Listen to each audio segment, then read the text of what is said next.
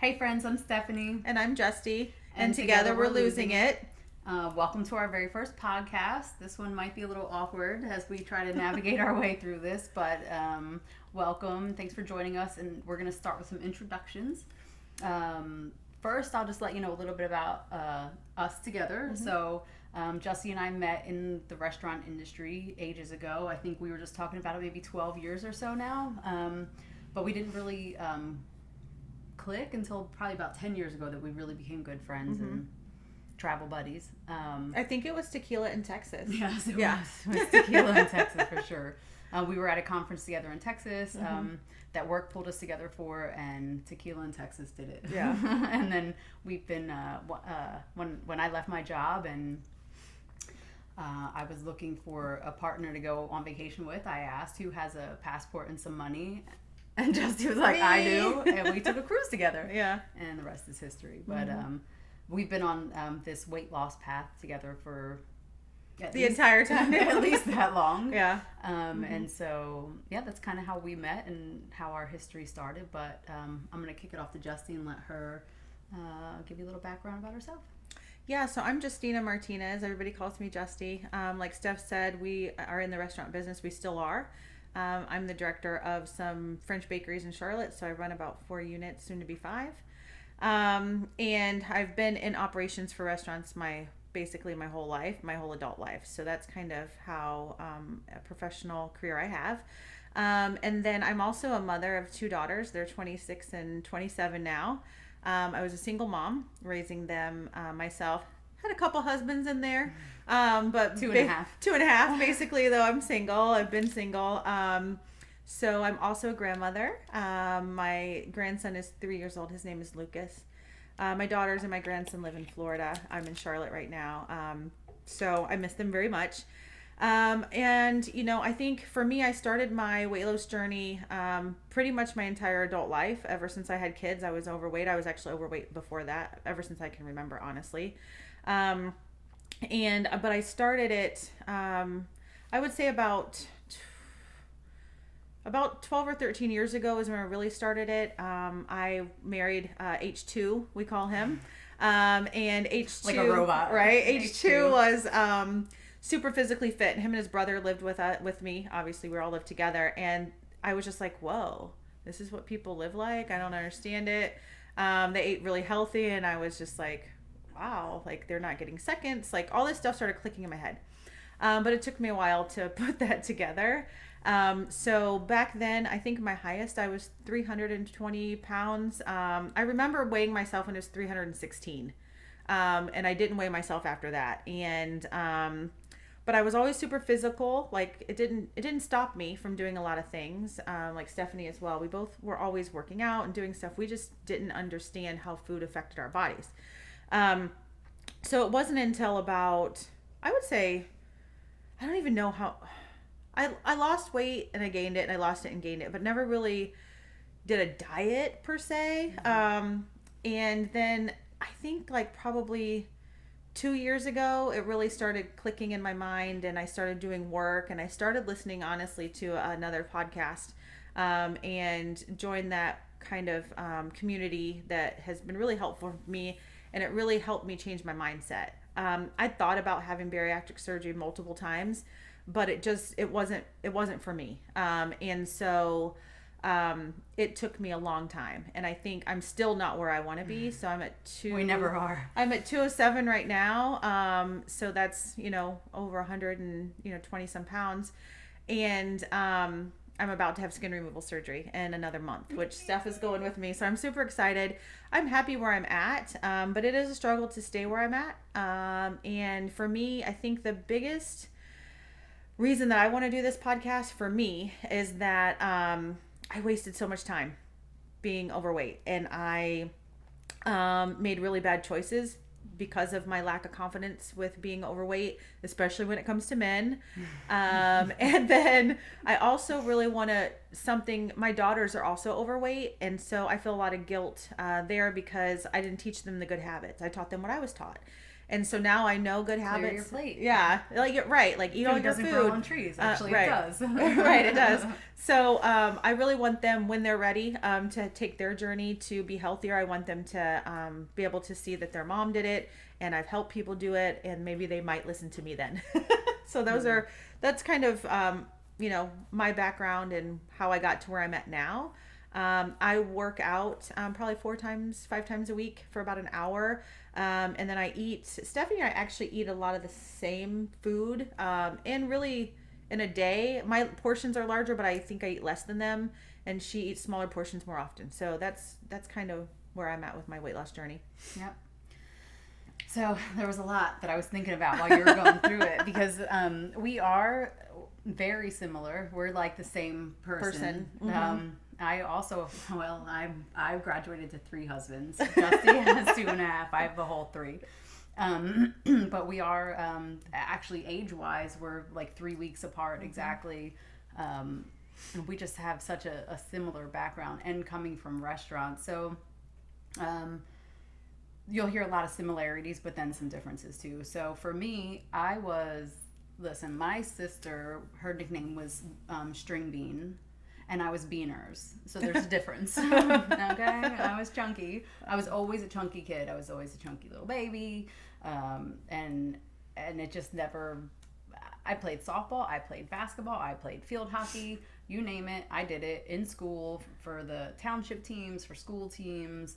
I was active. I was always outside playing, in the neighborhood playing, running. We had a lot of boys in the neighborhood. We'd run with the boys, keep up with them, my sister and I. We were active, but I just was always chunky, but I always really had a love of food. We were just talking earlier about advent calendars. I was forever sneaking open future doors and eating the chocolate ahead of time and then trying to seal it back up so no one would know that I ate my chocolate ahead of time. So when you think about it, it went back really far for me to a very young childhood. I would get some extra money somehow. I don't know, grandpa slipped me $1 and I was at the store buying candy with it. So I always had a sweet tooth, but like I said, I was always active, always played sports, but I definitely had a love of food. I entered a cooking contest when I was a kid at the local grocery store. My mom a couple years ago found cute. I didn't know that. Yeah, she found the recipe. And she went through a bunch of stuff that she had saved, and she was giving it to us, and there was my recipe for these peanut butter cookies. But I used to I knew I wanted to be a chef ever since, because I love to cook and I love to eat. I think the love to cook came because of the love to eat, honestly. So I would come home from school and just want to make cookies, want to make muffins, and I think baking was the easy thing to do as a kid. To come home, I wasn't making a steak dinner. I was making something I could make. So I would come home from school and want to bake stuff. And then home ec in school, I was always cooking there, and I just knew I wanted to go to school. My parents said, you can go to culinary school, but it's intense, and we know people whose kids that went and didn't make it, so we want you to go to vocational school first, make sure you like it. So I did that while I was in high school, loved it, and still went on to go to culinary school. So cooking is all I ever wanted to do, and I did all of that while very overweight. I can kind of remember I worked in the casino, and we would go and get the way that your uniform worked there, because it's a big operation. You would go in and you would get your uniform, and you just walk up and you tell them what size you were. And the anxiety every time. And when I look back at that now, I think I was an extra large then, and I was embarrassed to go up and ask for my extra large uniform. I think my heaviest chef jacket, I was a 2X, and the one button was tight. Yeah, I remember that. Yeah, I was a 3X, and when that got tight, that was And I put a large on the other day, and it felt great. Yeah, right? Yeah, so same. But I mean, back then I was 18, 19, and I'm wearing an extra large, and I'm mortified. And as I got bigger, I thought, God, I wish I could go back to that extra large I was in. Now I'm a large medium. So, but yeah, it was hard. It was really hard to just be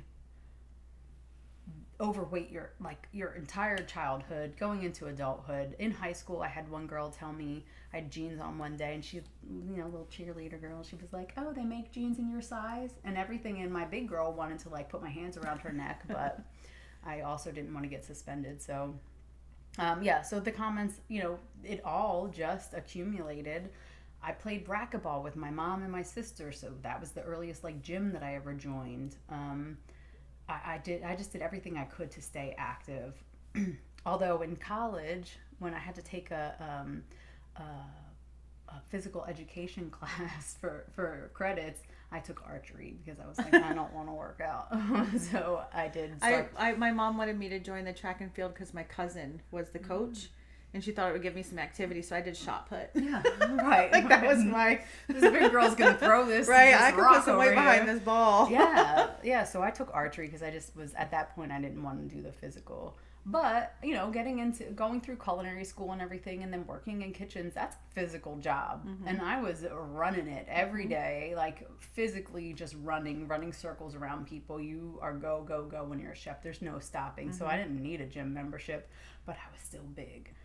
And so we would eat all the time. Yes, and like it's that's French all fries. our and it's entire chicken tenders. life was around food. Right, and it was like dead food, sitting just whatever you could eat anytime you could eat, and just like stuff it in your face so you could go. We never took time to like have a balanced meal and sit down and enjoy. And Everything was like lightning speed. It was like prison food, right? You got to eat it as fast as you can because there's no tickets coming in right now. So let me jam this food down.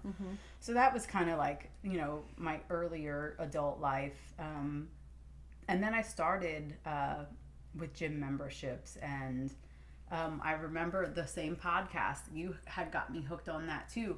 And at that time, so I did, where Justy said she didn't really diet, I did literally every diet. I was Weight Watchers. The only thing I didn't do was Jenny Craig. My sister did that, and it just didn't, I was like, well, the difference between you and I is that you're you're organized, and you're very like data centric and that sort of thing, and I'm just like a whirlwind. So I don't like to plan, I don't like to organize, and so to track stuff to me, I just can't do it. It's just not how my brain works, even though I run a huge business. But anyway. And I counted macros, and I did really well when I counted by macros, like really well. But the thing is, it just wasn't sustainable. Like, who the heck is counting these macros every day for the rest of your life? It's not happening. But I did really well with it.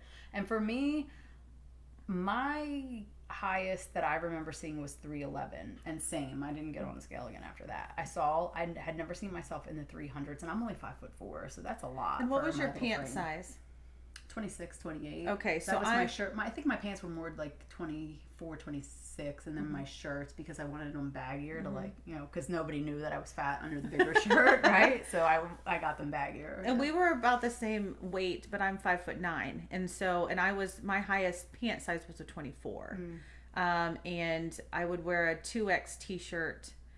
I might had to like stretch it out a little bit, stretch the arms, right? Put your knees in them, right? No one notices anything under here. A little bit bigger, but 3X, I didn't get to 3X, but I was in 2X, and I had to like stretch it out a little bit. So that's just to kind of give you an idea. Yeah, 3X was my chef coat, and I actually said this to a chef that I work with now, because we're ordering new coats, and he asked if I had got mine yet, and because we're going to try to order similar ones. This is a boring story, but the point being, he says to me, well, in this one, you're going to want to size down in it because it's a tighter fit. And I was like, listen, these hips still don't lie. And they forced me to order a size up and Justy and I are shaped differently. I'm very, I guess, pear shaped. I'm big, like I'm narrow through the waist.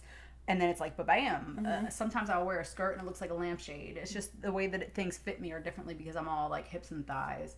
And then I'm tiny up top. And so that's where things are different for me. So I could wear probably a medium chef coat right now, and it's going to fit everything until it hits my hips, which is the extra skin. When I look at it now, I'm like, God, when this is gone, I'm probably like going to be between like a medium and a small by the time I get rid of all that. And I'm broad shoulders, and I'm tall, and I'm very even, I think. Yeah. Right? I'm even. I don't have like a extremely big butt or anything. I'm just kind of even. So that's where it's like, for our highest, we were probably the same size, just that it fit us differently. So but yeah, so I did a juice fast. I did a 2-week juice fast, and I felt amazing. Again, not sustainable, but I did a juice. I bought the juicer. I juiced all my own fresh juice. I went to the produce store, and I bought like tons of fruits, vegetables. It looked like I was running a produce store out of my kitchen.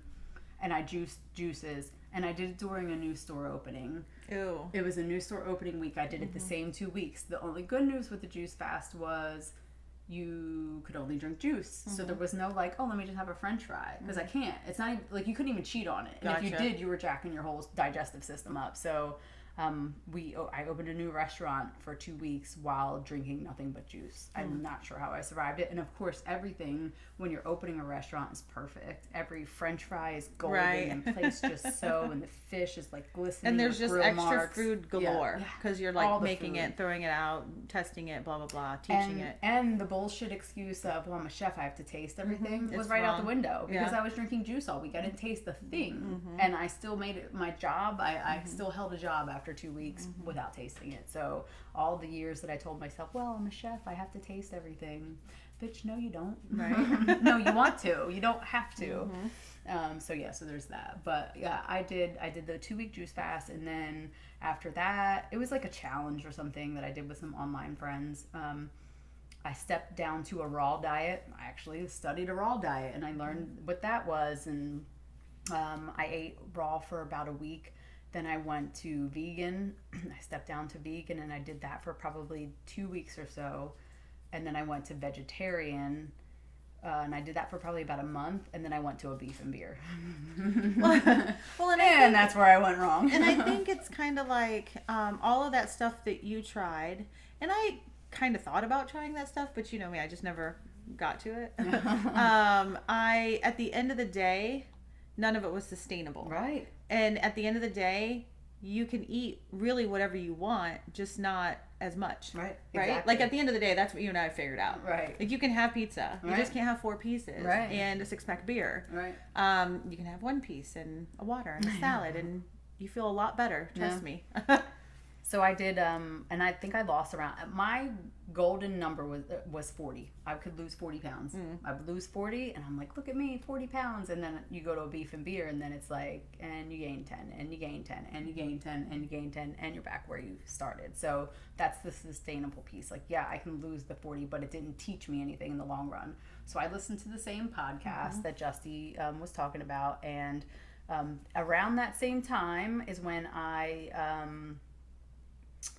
did a challenge with friends. We did a weight loss challenge. I still have the spreadsheets for it because I don't think you did. You did not. I don't think you did it with us, did you? I don't think so. No, because it was really just more so local people. I think we did get someone that was doing it with us. It was my sister and her husband and my other sister and her husband, and I think Kim did it. My friend Kim, my friend Stacy. So we all did this challenge. We took all of our measurements. Oh, Drea, my friend Drea did it. We took all our measurements, we took all of our weights, and my sister is, she's finance, so she did the spreadsheet, and we were doing it by percentage, because it wasn't really fair. Drea had a whole, like, 20 pounds to lose, where I had, like, over 100 to lose, so of course I'm going to lose it faster, but what's the percentage of our body weight? So we did it that way, and Drea and I both ended up winning, like, the end of the, I think we did it for 6 months maybe. I forget how long we did it, but anyway, again, I lost 40 pounds. It was my number, and I did it a lot listening to that podcast and just being more mindful and going to the gym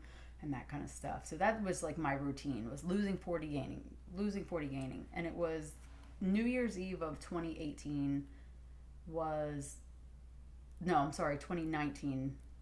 I was getting ready to go out with my husband. My mom was staying home. I have 2 stepkids. I neglected to mention that part. So I don't have any kids myself, but I do have 2 stepkids, Adrian and Chelsea. They are currently 7 and 12. And so my parents had the kids, and we were going out, and I had this dress, and it was a really, like, I felt like that dress was it for me. That night when I put it on and I was doing my hair, and I just didn't feel cute. I didn't feel good. I looked in the mirror and I was like, look at this looked in sequins over here. Like, I looked like a sausage stuffed into this dress that was shiny and glittery, and I didn't feel good. And my husband, he loved me when I was over 300 pounds. He loves me now. It's never been like a weight thing for him. He's always been attracted to me. So it's not even like, he didn't make me feel any type. I know nobody can make you feel a way, but he didn't make me feel any type of way. It was me. We went out that night, and he was still the same person he was. He's still, like, loving on me, and I was just like, every picture, when I look back at it, I feel disgusting. I look at the pictures and I still feel the same way. So it was at New Year's, and that January I was like, okay, something's got to change. So I started really just like looking heavily into like, what haven't I done? Like, what is really going to do it here? And I knew some people that had weight loss surgery, but in my mind, I thought when they were doing it, and my apologies to them now, like, that's the easy way out. Just like diet and exercise. Like, what the fuck, people? And now that I've done it, so in 2020, I did have weight loss surgery, but in January of 2020, I went to a seminar and I was like, I'm just going to go listen. And my husband's like, you don't need to do that. And I'm like, no, like, I feel like I want to listen. I want to hear what they have to say. So I went, and the doctor's talking, and he's explaining things, and he's explaining the different surgeries. And I'm like, yeah, kind of, I guess so. And they're like, you'll have to do nutrition classes and this and that. So, you know, some insurance, it's 6 months of nutrition, which mine was. So I was like, okay, I'll sign up. Like, it can't hurt to take these nutrition classes. So I signed up for it and started taking them. And they're like, okay, and let's sign you up for a date to come back and see the surgeon. I was like, whoa. I didn't say I was having the surgery. I came to hear about it. And so they're like, well, you should have a consultation one-on-one. I was like, I'll call you. And so I just went about my business. I signed up for the nutrition class. I did like 1 or 2. I was like, okay, I'll go talk to the surgeon. And I signed up, and I, made the appointment and talked to the surgeon. And about 2 or 3 nutrition classes in, I was like, I think this is right for me, but I had a hard time coming to it because in my mind it's the easy way out, and we don't take the easy way out because we're totally strong, cheating, right? Women, and we can do anything, and we're super women, so we don't take the easy way out. And that's because I had thought about it too. I think even before you did, because I think I thought about it in like 2016, but then I was like, I personally knew some people, and I just was like, they don't look healthy to me, and I was just like, I can't, no, I'm not going to do that. And then I lost some weight, and I was like, okay, see, I can do it. So I'm just stubborn, and I'm like, I can do it. Like, I know I can do it. And for me, I didn't yo-yo like you did. I lost like 20 pounds, and then I gained 5, and then I'd stay there for a long time. And then I'd lose 20 pounds, and I gained 5, and I stayed there for like years.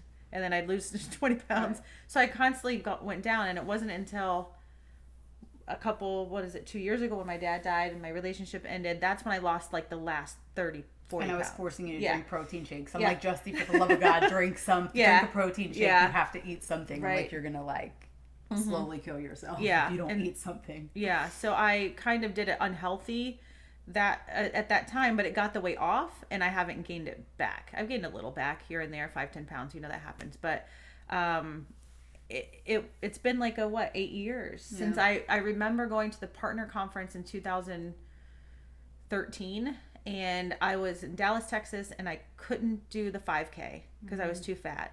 All of the women, the skinny, beautiful women of the partners, they were all at the pool, and I couldn't do that. I'm in Dallas, Texas, and I have this dress on with a cover up because I didn't want to show my arms, and I had pantyhose because I couldn't show my legs. And I got back to my husband at the time, H2, he didn't care. He loved me the way I was. He thought I was beautiful, but I didn't feel beautiful. And so kind of the same thing. And I was like, I have to do something. And then I had cancer in 2014. I lost a little weight then. And then I stayed for like 2 years, kind of the same, size 18 was really my comfortable zone. And then, like I said, in the last 2 years, I've lost probably about 40 pounds. Yeah. Just listening to different podcasts and trying to little tiny things. Like, I don't drink soda anymore. I don't eat full meals. Like, I go to a restaurant, it's 3 meals for me now. So little stuff like that. Yeah.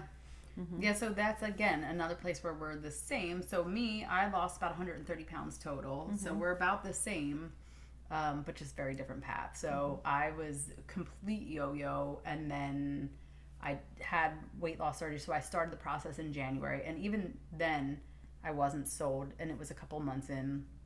And I finally told my husband. He was the only one, I think, that really knew that I was going to do it, even though he didn't think I should. And he had his concerns, but he was like, I know you, and your mind is made up, and you're going to do it either way, so I'm going to support you. And he did from there on out. And, there's concerns. Both of us have concerns. And so when I'd have appointments with and of course it's COVID now, so everything went online, appointments went online, and I'd have some calls with my doctor and whatnot, and he'd be there, and so he would sit in the room with me, and we'd talk about some questions that I'd have and whatnot. So he was there with me every step of the way. which makes it a heck of a lot easier because I know people who have nobody and they struggle, and that's hard to not have anybody to support you. So I can't imagine. Kudos to the people who do it, because I had a great support system. But I told my very close friends, and obviously my husband and my parents, but I didn't tell anybody else until the day, because I didn't want people trying to talk me out of it. I'm grown. Like, I'm gonna do what I want to do. I don't need somebody else's. And when her and I make up our mind, we're pretty much just gonna do it. And you can talk all you want to us, but we're gonna just do it anyway. So we save people the trouble. So for me, it was the day. So I had surgery September 21st of 2020. And on September 20th of 2020, I made a Facebook announcement, because I traveled a lot for work. So I guess I never did. I gave you notes, and I didn't pay any attention. So for me, I've been a chef for my entire life, but currently I'm a trainer. So I work for a company called Sodexo, and I'm the senior manager of culinary training for them. And so I go out and I train units, and I work from home. We're in my office here now. I work from home, and I put together training material and anything that has to do with culinary training. I am literally surrounded by food, whether it be a picture on a screen, the written word, or just being out and about and working in restaurants. I'm surrounded by food daily. And I have been my whole life. Yep, so, me too. Unlike not to knock a drug addict or an alcoholic, but like, you wouldn't be an alcoholic and be a bartender. Like, a recovering alcoholic would be a bartender. Right. But here I am, recovering obese from my disease of obesity, and I'm surrounded by food every day. So that makes it a little bit harder too. A little bit harder and a little bit easier, because I understand it and I know how to cook it and I know the best ways to prepare it. So it is helpful for me. But again, literally surrounded by it daily. But and that's what I did when I worked for Bonefish. I was Bonefish. We didn't even mention that it was Bonefish. But that's how Justy and I met when we worked for Bonefish. It just comes out naturally when we're talking. Yeah. But I was a trainer for them too. So I traveled around and I trained for them as well. And you're just, when I don't know where I was going with this, but when you're surrounded by food, it makes it a whole lot harder. But yeah, that was the thing for me, was I had that surgery and I met a lot of people all over the country. So it was just easier for me to, like, one blanketed, hey, looking for the best wishes from everybody, but here's what I'm doing. It's happening tomorrow. And of course, just that night before post, a couple of people, oh, you don't need to do that. Listen, Susie, yes, I do. And it's kind of like recently I posted on Facebook that I was having my skin removal surgery, and I'm having it in Mexico. And so I got a lot of private comments about people telling me I didn't need skin removal surgery, which these people have never seen me naked. And don't live inside my body. And then had, some things to say about me going to Mexico and having it done, and the safety and that sort of thing. But I'm fine with it. I've done all my research, and that's the doctor I want, and he's in Mexico, and so that's where I'm going. And it's kind of the same thing. It's like, I appreciate everybody's opinions, but we kind of have been doing this for a long time, and we kind of know what we want. Right. So yeah, and the mind's been made up. Right. At that point, it is the night before surgery. I just did a 2-week liquid diet. I'm having this surgery. Okay. Now, did you have you had your surgery after Benny did? Yeah. Because we had a friend who had surgery as well. And still has great success with it. Yeah. So, Yeah. And he's one of the 2 people that I knew that were the closest to me, that I knew that did it and were successful with it. He had RNY, and then my friend Kayla had VSG, and I had VSG. So, but yeah, I did that in September, and then it was just kind of like a whirlwind after that. And because I'm very, like, type A, and like everything has a process and a system, and I was just very like, track my food and do this, and I was by the books, and I didn't cheat, and I did everything that I needed to do. And I mean, we'll get more into this later. So that's one of the ways that we're alike yet different, was we both lost about 130 pounds very differently. And she had said she wished she did it years ago, and I wish I would have done it years ago, that I waited this long. But I don't know that after learning as much as I've learned from different doctors and therapists and whatnot, I don't know that I could have done what you did. I just don't know that I'm genetically built to be able to do that. And I know that there's a lot of in my 46 years, my brain has been wired for certain things, and it's that yo-yo and the constant yo-yo that gets me. And so I don't know. I'm glad that I did do it when I did, because I mean, we were very close, and I'd see Justy being able to do it, but I just couldn't. I would do it, and then it would all come back, and then I would do it again, and then it would all come back. And the more that I did that, I think the more it affected my metabolism and everything else, and it just made it even harder for me. So when I finally did, when I tell you it's not the easy way out, I learned that the hard way. And I even think in the beginning, because I did have some complications right after surgery, nothing major, just like anesthesia things. I stayed in the hospital an extra day. I was nauseous, just little things like that. But I was okay. I didn't have anything major, and I had great support when I got home. But even with me losing it naturally, I guess that's the word to use, and then you using the surgery as your tool, we still struggle now with the same things. Yeah. So it's kind of like it didn't fix you, right? It didn't. You still have to work through the mental bullshit of being addicted to food for your entire life. Yeah. And being taught that food, not being taught about food, I guess. Yeah. You know, I was raised on chicken and dumplings and, mashed potatoes and steak. I was raised in Texas, so a lot of Southern food, which is fine. It's delicious, but that can't be your core food. Right. Like you have to have nutrition in there. So, but we still struggle. We still have the same cravings, and we still have, for me, it's kind of like when I'm stressed, I want to eat. Not so much when I'm lonely now, because I'm really enjoying being lonely. But it used to be when I was lonely, I would want to eat. When I'm happy, I would want to eat. And being in the restaurant business, everything we do, we celebrate, we mourn, there's an accomplishment, whatever, we go to food. Yeah. That's what we do. Yeah, we or alcohol. People. Yeah. Right? Like, so. And we hardly drink anymore. We don't drink anymore. No, we used to. Very rare. We used to. Yeah. Here's a few pictures from some cruises. I don't drink pina coladas anymore, but that's not a story I want to share.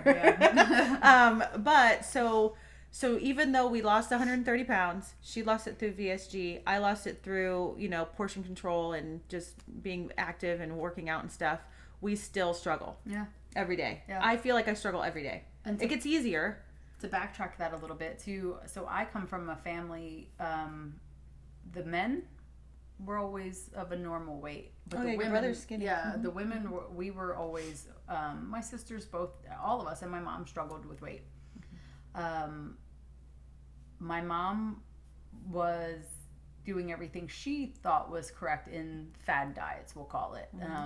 It's low carb, it's low fat. We were low fat low fat everything for the longest when we were kids. Then it was, you're going to low carb, and she did Weight Watchers, and my sister and I went to Weight Watchers with her. My mom did Weight Watchers, and what was the other one? The food where they give you the food. Jenny Craig. My sister did that too, but I couldn't do the frozen meals. But when we did Weight Watchers, we went to the actual meetings together, and you had to get up on the scale, and it's like, Jesus, in front of everybody. Yeah, my mom. I didn't go, but I remember my mom telling me that. But my grandmother and my aunt and my mom, I remember them talking to me about diet when I was like 12, 13. Yeah, like Slim Fast or wanting to put me on a diet. I was a size 14 when I was 14. I remember that. Yeah.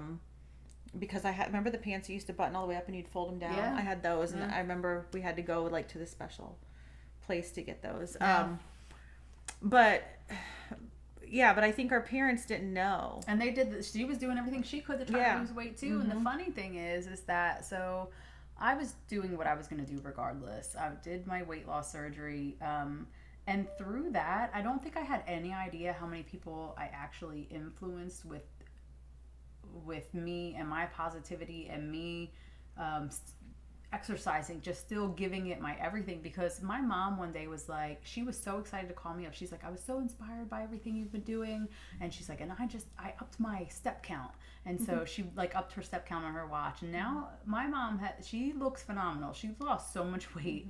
And she was like, I went to my doctor. She's like, I had to call you right away. I came back from my doctor's appointment, and she's like, I got to I think she got her blood pressure medicine cut in half or came off of it or whatever the case was. She was so excited to call me and tell me, she's like, but this is all because like you really motivated me and I got out and I started walking every day. So here's my retired 70 something mom. She'll go out. She lives in Florida like every other retired person.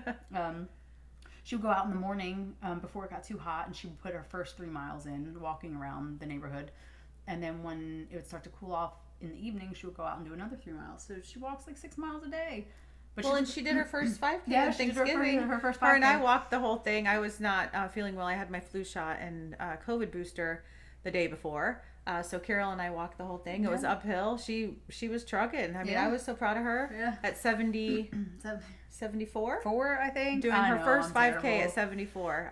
So I was really impressed. Yeah. So, but just the fact that like all these years she was trying to do everything that she could with whatever fad diet was out there to like help us stay, because it's genetic, and it runs in families and whatnot. And so, you know, we had like diet bread, and sometimes I would go to like my friend's house and be like, man, they have like soda here. We don't get that. Yeah. Or like, you know, they'd have like regular bread, and we've got this like whatever the heck. Back then when it was diet bread, it was not good. It's gotten way better with anything that's like healthier now when it comes to bread, but that stuff was terrible. So we were forever with like, you know, diet this and like that and fat free everything. And so she was trying, but it's just like you just don't know what the right thing is to do, and there wasn't any way to educate yourself like now, like there is now back then. But even now there's so many myths. Yeah. And the diets and this, and you have to do this and you have to do that, and you can't eat carbs and you can't do this. Well, yeah, you can, because I eat carbs every day, and I lost 130 pounds. It's you just eat less, and if you're eating and you're not losing weight, then you're eating enough to maintain your weight. So you need to eat less, and then you lose weight. And if you're gaining weight, you're eating too much. So exactly, pretty simple, right? Calories in, calories out. Right. I mean, it's not as simple as that, but that is the basic of it. Honestly, calories in, calories out. And but what stops you is the way you talk to yourself, the excuses you make for yourself, all of the bullshit lies that you listen to, and you restrict yourself to death. I'm a huge I'm guilty of restriction, because I would restrict, and then I would go for 3 months and eat everything on earth, and then I would restrict. Now, I didn't fluctuate much. I would, you know, lose 20, gain 5, lose 20, gain 5, but it was really not eating. Yeah. And that's the same for me. There is a, and I think I've always denied it. Like, I always thought, like, well, I'm not like a binge eater. Like, I can stop myself. But yeah, I was. I really was, because I would like, okay, well, I'm halfway through this bag of chips. I may as well finish it. The whole thing, yeah. Right. So yeah, I was. And I think a part of the tool of weight loss surgery is I couldn't get halfway through a bag of chips right now if I tried. Number one. But also because it stops you. Like it at least is something that is stopping me from doing as much damage. So I think that's why I was able to not gain weight back, because your stomach, so anyone who isn't familiar with VSG or weight loss surgery, your stomach is, for VSG anyhow, cut and sewn into like the shape of a banana or a sleeve, and that's why they call it the sleeve. So it's about the size of a banana, and then they suck out the stomach that they cut off. So once it's done, it's not like a band that they can loosen up and take off. Your stomach has been cut and it's gone, never to be seen again. So there's no coming back from it, and I was okay with that. And I still have a full stomach. Like, I didn't have surgery, but my stomach has changed because I cannot eat a full bag of chips either. It's just, for me, I had to stop myself from eating, and then slowly my stomach shrunk. And now if I get a full feeling, it makes me like upset to my stomach. But that was torture. It's torture to stop myself sometimes, because I am a binge eater. So to stop halfway through a bag of chips, to me, I couldn't do. So I would not have chips. I just wouldn't. I don't buy them. Yeah. Now I enjoy chips, because a whole bag lasts me like 2 weeks now. And that's funny, because we said that too. This is one of the things that we talked about before was, so my husband, we actually had a conversation earlier today, and he was like, really? And I'll get into this one in a minute, but he would like get out a package of like, he did this the other day with one of my dive bars, and you don't mess with my dive bars, but we went into the 5K. He ate half of it. and put the other half back in the package. Who the fuck does that? Who eats half? Nobody. Right. Nobody in my world. Right. And so I was like, let me, that's coming home. That is like, that's a half a piece of gold right there. We're taking that back home. You're not, he just like put it on the seat of the car. I'm like, what the hell just happened? But we talked about this before where like somebody would eat like half a burger and push it aside. Like, I was watching an Astros game. You're going to eat the rest of that burger or not? A friend of mine was eating a man. Yeah. And I don't know why it's different with man, but he was eating a burger and he like ate half of it and some of his fries and then he put his napkin on top and pushed it aside. And I'm like, what the fuck is this psycho doing? Right. Like, you're not done? Right. Like, you're not done until it's gone. Right. Your work is not done. And I'm like, that's all you're going to eat? He's like, yeah, I'm full. And I'm like, whoa. Right. Like, what does that mean? So, I don't understand that. Yeah, we talk about that all the time because it's kind of like, and I'm still that way where if I didn't have, and I know this, but it's having the sleeve that like I'll make myself a portion that's too big. I'll eat it and I'll be like, well, I could eat this. And then I'm like, oh God, no, you can't. Like I physically can't. But if I didn't have that, I would think like, yeah, you can finish eating this. It was only like a cup of whatever, which when your stomach is the size of a banana, a cup of whatever is a lot. So yeah, we talk about that often, that like what my husband will do it all the time. He'll have a bag. Literally, it's probably, I think he finished it. Like every once in a while, I'll get him like a bag of Skittles or something. He'll go in there and eat like 3 or 4 and put the bag back. 3 or 4 Skittles? Yeah. I still can't eat just 3 or 4 Skittles. I'm at least half the bag. But yeah, I just don't like. It's a different mentality. His brain thinks different. Completely different. But so anyway. To finish up, this is very long-winded of my story because we keep having side spins. But yeah, so I lost my 130 pounds about a year ago. I think January was when I was all through the holidays. I maintained through the holidays. January-ish of last year is when weight started to slowly come back on, and I did have about 25 pounds of regain. And me too. So I was down last February. I remember specifically because I looked at my my scale. I was down to 202. Now I've never been under 200 my entire adult life. I remember when I was pregnant with my daughter at 18. My first doctor's appointment, I was 210.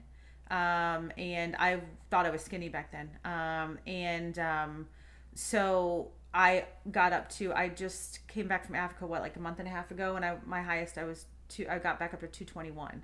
Now I had a lot of probably bloating and stuff from being in Africa and travel and all that, but I am 209-ish right now. Yeah. So so my weight crept back up and it was time for my 2-year appointment and I'm like, oh God. And I'm new here. I just moved to Charlotte a year ago, almost exactly a year ago. So I had to find like new doctors and everything. And so I found a doctor and I was like, the anxiety, I'm like, oh God, I'm up. And he's just gonna like, I'm gonna get reamed. And so I went in there and he was very cool and calm. He's like, you have some options here. Here's what we can do. And I'm thinking he's gonna be like, get your shit together and go back to basics. And he was like, he talked to me about possible revision to RNY. And I'm like, I'm not there. I don't need that. I don't want my intestines rearranged and I don't want to have to go back through surgery again. He said, then we could try some weight loss medication. So he talked to me about a few things. I'm like, I don't really know anything about any of this. So he kind of gave me a quick education, sent me home with some stuff to think about and a prescription. I was like, all right. So I looked it over, talked to my husband a little bit, and I filled the prescription. And I was like, okay, I mean, this is what he's recommending, and I'm going to give it a try, which it's Mounjaro. So I started taking these Mounjaro shots. Now they're like all the rave. Everybody's apparently taking them, and they're very hard to get. And so I started with that, and it has, within the first shot of it, it took me right back to being like 6 months post-op where I felt the restriction. It cleared up my head, and I don't know how to explain it. And my husband and I were talking about this earlier today. I said, I don't know how to explain it to you. I don't understand how a shot can do this to where I take a shot in my thigh, and in my head, I don't think about food all day. And he's like, yes, you do think about food all day. He's like, you work with, I'm like, yes, I think about it because it's my job, but I'm not like, what time should I have lunch? What am I going to have? Should I have this? What portion should I make? Did I track it? This is the conversations in my head about I still have those conversations all day, every day. And I plan my food every morning. I write down what I'm going to eat, and I do my best to stick to that plan. There's days where I'm really good at it, and there's days that I'm not good at it because it is a constant thought in my head. Like, okay, I didn't plan a sweet today, but I have 5 French bakeries. So I'm always around sweets and I just really want a macaron, and I start justifying it, and then I start fighting with myself, and then I start thinking about, well, that's not going to help your future self. So it is always a conversation in my head. Yeah. It's just constantly And that's there. exactly Constantly how I there. am. And so I sit right here and I work all day, and I will think to myself, like, oh, I got those Skittles for Isaac. They're downstairs. I'm like, well, let's drink some water. We'll think about it. Do we really want to have a couple of them? Drink some water. I go back to work. I'm like, those Skittles are still there. And it's like they're talking to me. And I told him before, when I started therapy, which is a whole nother episode, and I was like, it's the damn cookie. Like, cookies are my enemy. Like, I know there's cookies. I told him the one time, I was like, can you please hide these? Because I know they're here, and I'll be like, I could just have, like, a cookie.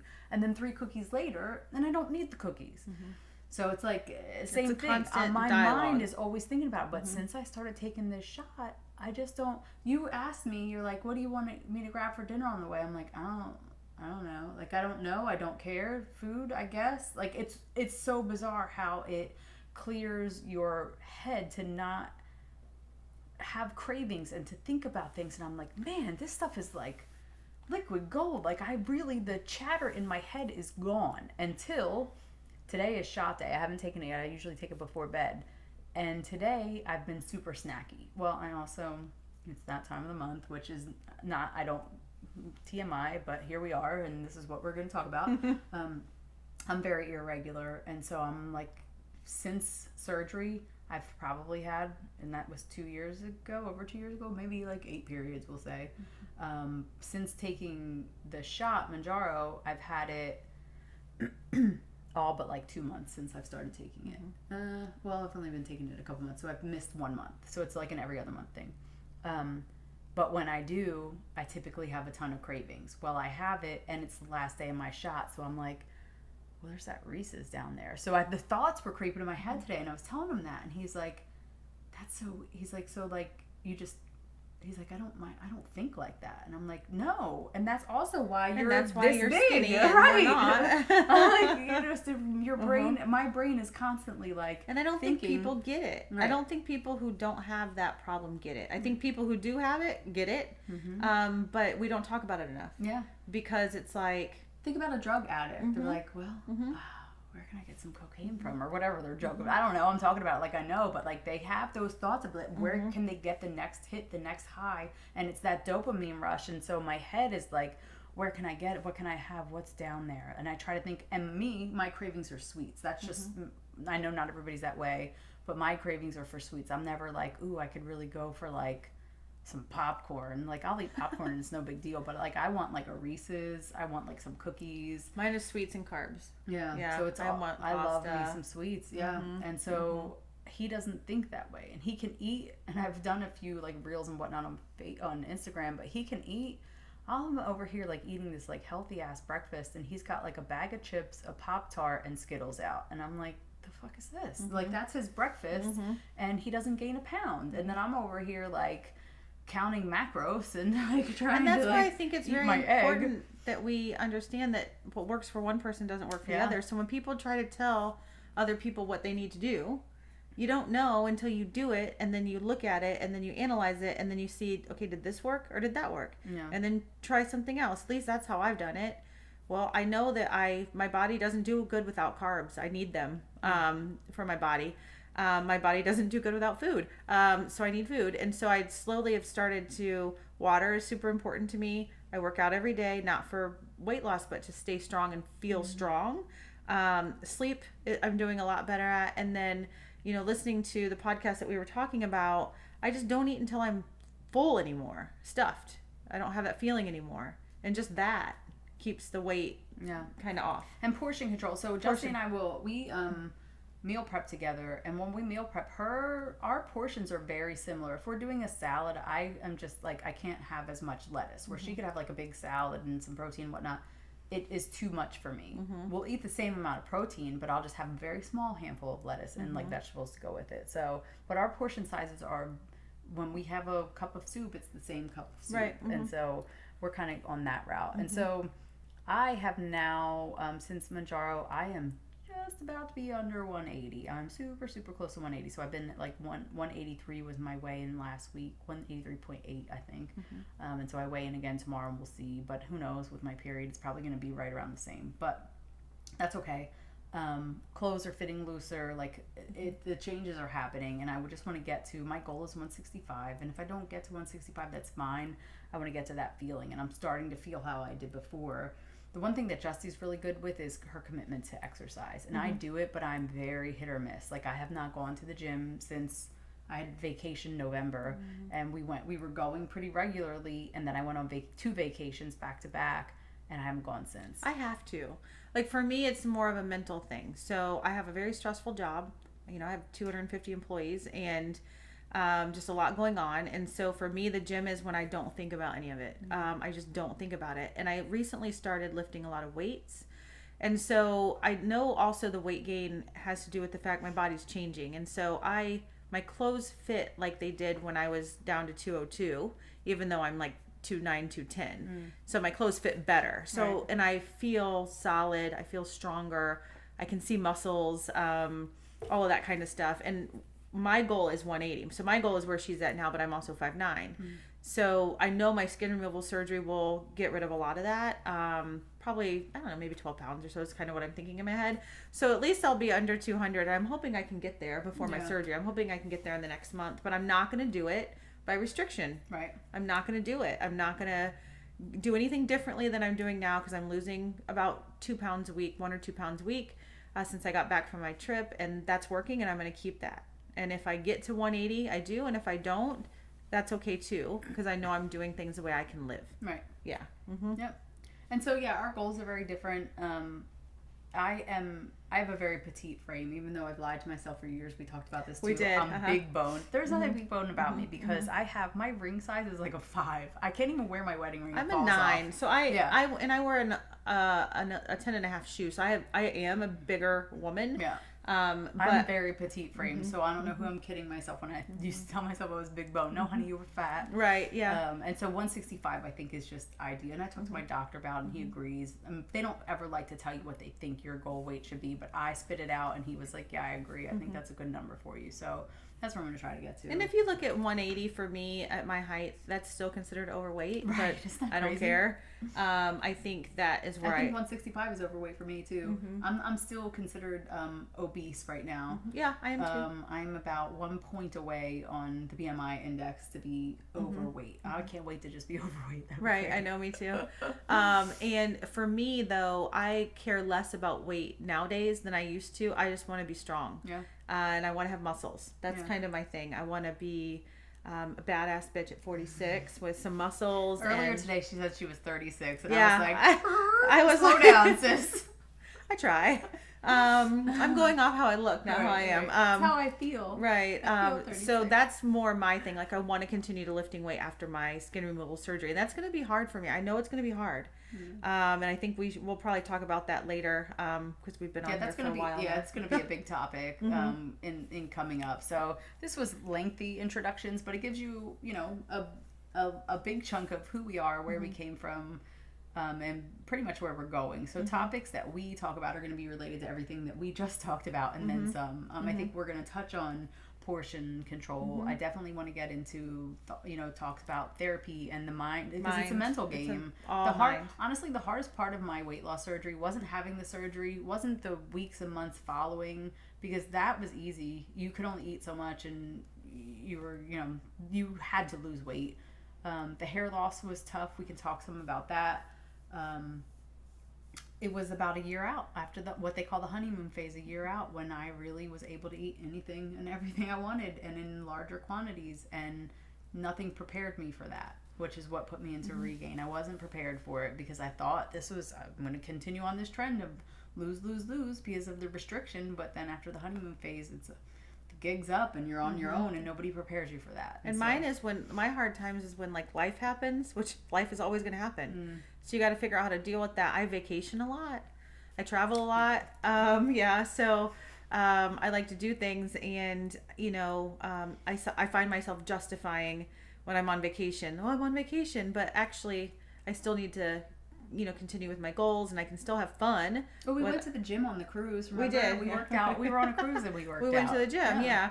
I mean, we had a lot of Bloody Marys and mimosas and stuff. And that's another thing, too, is I have to get myself out of the habit of not saying, like, oh, I can have this because I worked out today. Yeah. Like, that's not how that works. Because I work out for strength and food. To me, working out is to make your body strong. And food is where you lose the weight. And building muscle will help you lose the fat faster, obviously. But you cannot work off bad food. Yep. You just can't do it. Portion control. I used to eat. We just went to my other girlfriend and I went to Outback last night, and I had a baked potato, a salad, and a couple chicken wings. And I was just telling her, before I would have had an appetizer, a whole steak, a baked potato, a salad, a couple margaritas, and a dessert. Yeah. And I could not imagine eating that now, or even wanting to feel that way now. We used to. How much can we eat? Yeah. It was a game. Right. Of I bet I can eat more than you. Right. And the excuse was, I'm a big girl. Yeah. And I played off like it was okay. And I think we should talk about that kind of at some point. Yeah. Like how we made excuses for ourselves and how we played it off that we felt good or we felt beautiful and whatever. Because a lot of it was just cover up. For me, at least, a lot of my big personality that I have, and people either love or hate, is cover up for a lot of insecurities that I had. Right? We can talk about that too another time. I didn't like Justy when I first met her. Was covered up a lot of insecuriries that I had because of my weight, and that's really the only insecurity that I have in my life is my weight. Everything else I'm really confident on. Like, same. I'm badass. But everything else is just my weight. So. I think it'll be interesting to see how we navigate through life and the ups and downs that we don't even know that are going to happen, and the recovery from my skin removal surgery and her continued journey on Manjaro, and with all the mental work and stuff that we both need to do.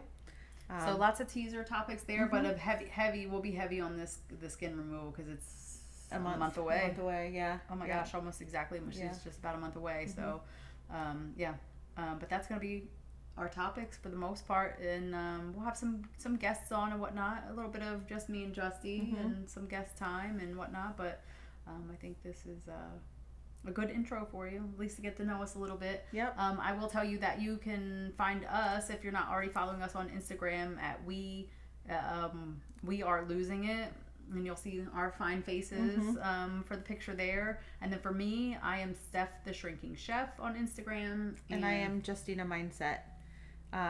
Or just in a mindset. Yeah. Either way you read it. So.